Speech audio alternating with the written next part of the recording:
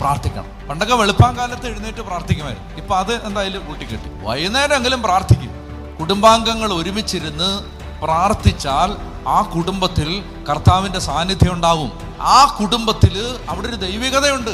ഞാൻ നിങ്ങളോട് സത്യമായിട്ട് ഞാൻ പറയുകയാണ്, ഒരു വീട്ടിൽ കാല് കുത്തിയാൽ അറിയാം അവിടെ പ്രാർത്ഥന ഉണ്ടോ ഇല്ലയോ എന്ന്. ആരും പറയണ്ട, നമുക്കറിയാത്. അവിടെ ദൈവാത്മാവ് ഉണ്ടാവും, അവിടെ വെളിച്ചമുണ്ട്. അപ്പൊ അതുകൊണ്ട് കുടുംബ പ്രാർത്ഥന നടത്താതിരുന്നാൽ അതിന്റെ ആത്യന്തികമായ നഷ്ടം ആർക്കാ? വേറെ ആർക്കും അല്ല. വികാരിച്ചൻ ഒരു നഷ്ടവും വരാനില്ല.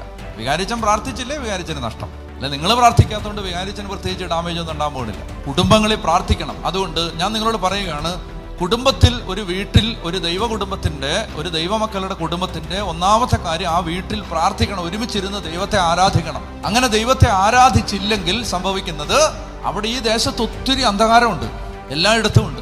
ആ തിന്മകൾ നമ്മളെ സ്വാധീനിക്കും. അതുകൊണ്ട് ദൈവമക്കള് പ്രാർത്ഥിച്ച് സംരക്ഷണം തീർക്കണം.